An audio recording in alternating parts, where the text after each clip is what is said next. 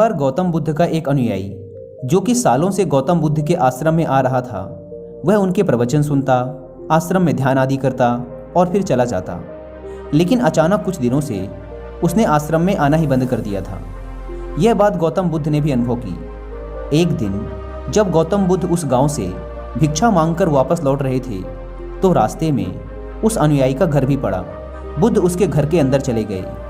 अंदर जाके देखा तो वह इंसान आंगन में बैठकर कुछ काम कर रहा था।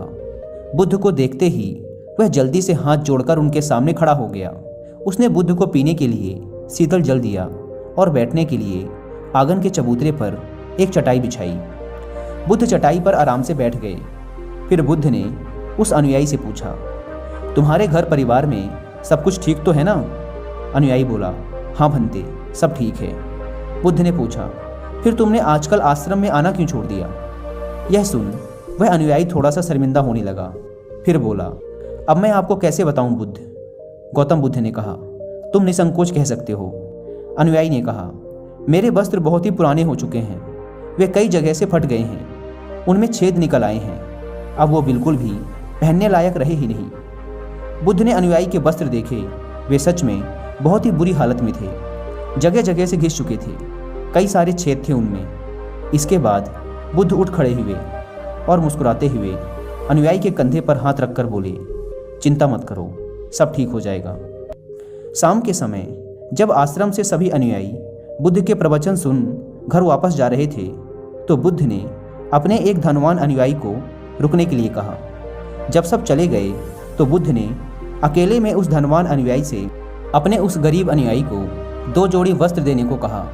धनवान अनुयायी उस गरीब अनुयायी के घर वस्त्र भिजवा देने का वचन देकर वहां से चला जाता है। अगले दिन सुबह वह अमीर अनुयायी उस गरीब अनुयायी के परिवार के हर एक सदस्य के लिए 2-2 जोड़ी कपड़े एक पोटली में बंधवाकर अपने नौकर के हाथ भिजवा देता है, जिसे देखकर उस गरीब अनुयायी का पूरा परिवार बहुत ही खुश होता है। अगले दिन जब वह गरीब अनुयायी दोबारा से बुद्ध के आश्रम उनके प्रवचन सुनने आता है तो अंत में जाते समय बुद्ध उस अनुयायी को रोककर उससे पूछते हैं, क्या अब तुम अपने नए वस्त्रों में आराम से हो? तुम्हें और कुछ तो नहीं चाहिए? अनुयायी ने कहा, पहले तो आपका बहुत बहुत आभार भंते, मैं इन कपड़ों में बिल्कुल आराम से हूँ और मुझे अब और कुछ नहीं चाहिए। बुद्ध ने आगे पूछा, अब जबकि तुम्हें नए वस्त्र प्राप्त हो चुके हैं तो तुमने अपने पुराने वस्त्रों का क्या किया? अनुयायी ने कहा, हमारा परिवार अब से उन्हें बिस्तर में बिछाने और ओढ़ने के काम मिलेगा, अब हम उन्हें ओढ़नी की तरह उपयोग में लेंगे। बुद्ध ने कहा, फिर तुमने अपनी पुरानी ओढ़नी का क्या किया? अनुयायी ने कहा, बुद्ध, मैंने उसे अपने घर की खिड़कियों में पर्दे की तरह लगा दिया है। बुद्ध ने कहा, तो क्या तुमने अपने पुराने पर्दे फेंक दिए? अनुयायी बोला, नहीं भंते, अब मैं उन पर्दों के छोटे छोटे टुकड़े करके उनका उपयोग रसोई में गर्म बर्तनों को उतारने और पकड़ने के लिए कर रहा हूँ। बुद्ध ने पूछा, तो फिर तुमने रसोई के पुराने कपड़ों का क्या किया?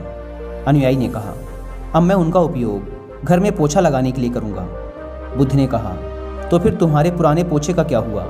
अनुयायी ने कहा, बुद्ध, वो पुराना पोछा इतना तार तार हो चुका था कि अब उसका कुछ भी नहीं किया जा सकता था, इसलिए मैंने उस पोछे से एक एक धागा अलग करके दिए के लिए बातियाँ बना ली।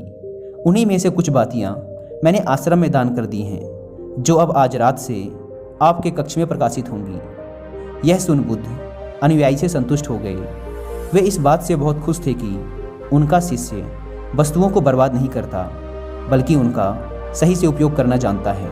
गौतम बुद्ध हमेशा अपने शिष्यों को बहुत ही कम चीज़ों के साथ जीवन निर्वाह करने की शिक्षा देते थे। साथ ही उनका ये भी मानना था कि यदि हमारे पास कुछ भी हमारी ज़रूरत से अधिक है तो हमें उसे दूसरे ज़रूरतमंद लोगों को दे देना चाहिए। काश हमारी आज की जनरेशन भी बुद्ध का ये संदेश समझ पाए। आज लगभग हर इंसान अपनी ज़रूरत से अधिक चीज़ें खरीद रहा है, केवल लोगों की देखा देखी में और दूसरों को शो ऑफ करने के चक्कर में। आजकल पुरानी चीज़ों को रीयूज़ करना तो दूर की बात है, हम लाई हुई नई चीज़ों को ही पूरी तरीके से यूज नहीं कर पाते। इसका एक कारण ये भी है कि आज की इस मॉडर्न दुनिया में हर रोज़ नई चीज़ें इन्वेंट हो रही हैं, जिससे बहुत ही जल्द चीज़ों का फैशन ख़त्म हो जाता है और दूसरी नई प्रकार की वस्तु चलन में आ जाती है। आजकल जब हम कोई फ़ोन या इलेक्ट्रॉनिक प्रोडक्ट लेते हैं तो उनमें कितने तरह के फंक्शन की जांच करते हैं, लेकिन एक सर्वे के अनुसार एक इंसान अपने फ़ोन के 60% फीचर्स कभी यूज ही नहीं करता या फिर बहुत ही कम बार उसे यूज करता है। यानी कि अगर वो फीचर्स ना भी होते तब भी उस इंसान का काम रुकने वाला नहीं था। पर ये तो है मानव निर्मित चीज़ों की बात।